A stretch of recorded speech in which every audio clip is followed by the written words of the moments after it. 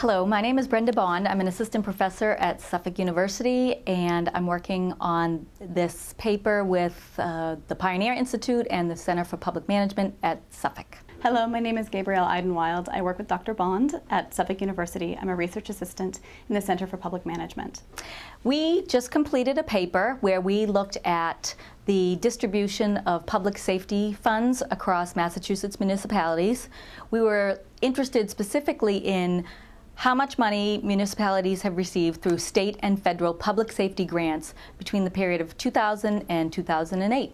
There were several areas in the research that we found to be most interesting, most surprising, and probably most challenging.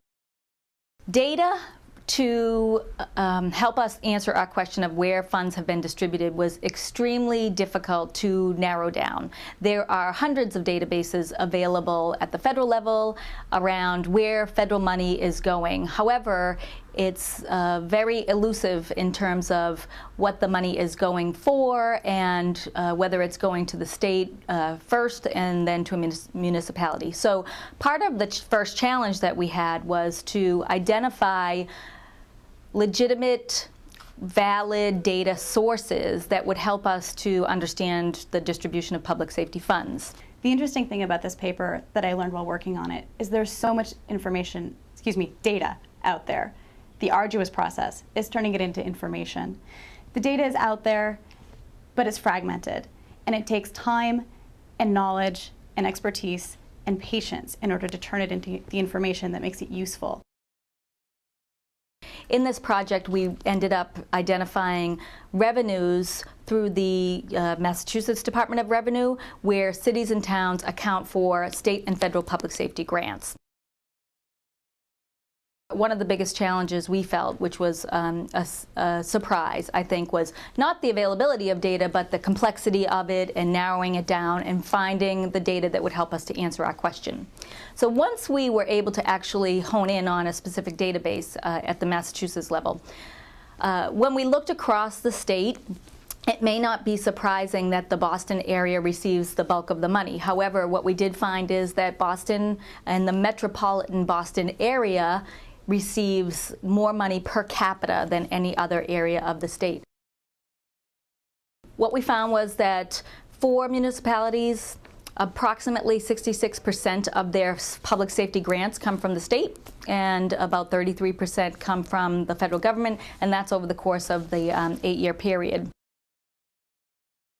Lastly, we looked at sort of the middle cities, which is an initiative of the Pioneer Institute, and we did find that some of the middle cities, which are representative of other middle cities, even though populations differ, they sort of have similar economic and demographic makeup. We found that some of the middle cities were able to access a larger percentage of public safety grants than other middle cities. So this is a good first step, having this data out there and available in public sources. It's online, it's on the internet. Anyone can look at this. Any citizen in the Commonwealth can go find this information.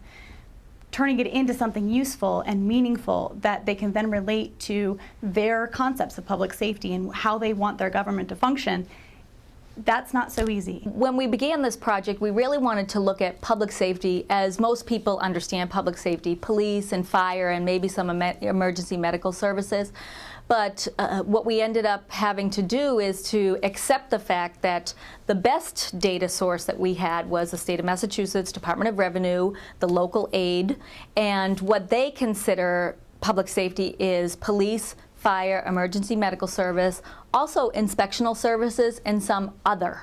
And so I think the biggest challenge was for us just to accept the fact that there is no source of data available to us for police and fire outside of going to every single municipality, 351 cities and towns in the state, to identify what their public safety grants are. Also, we understand that there are different scenarios that take place in different parts of the state. So for example, in some communities, the Massachusetts State Police is a significant source of public safety service, and the state police was not included in our research because we wanted to look at things at the municipal level. We also know that in the Boston area, they receive grants, the city of Boston receives grant money to support more regional approaches. So for example, the Homeland Security funds have been distributed to Boston. However, Boston is responsible for distributing that to some of their contiguous communities. So there are all of these different kinds of scenarios that sort of complicate the receipt and the use of public safety grant funds. So that's a huge challenge, and I think it's just a challenge for us as a state to understand where the money is going. I think opportunities are that we are able to get a sense of how much money does come to municipalities from the state and federal government, and we are able to sort of create a snapshot of the money that is coming in. And so that is an opportunity for us to use this as a baseline to see where is the money coming from, how much money are these cities and towns accessing in grant funds to supplement their operating budgets, especially right now when things are really tough for communities. I think one of the things that this has taught us has been just how fragmented our understanding is of what money is coming in to different communities, and also that the state Executive Office of Public Safety and Security, which is sort of the executive level office for grants in this state, they have some information, but they don't have all. So it would be interesting to think about creating a centralized clearinghouse, whether it's through the Executive Office of Public Safety and Security or some other state agency, where we have a sense of what kind of money is coming into the state. This information is helpful, and it gives us a sense of what money is coming in.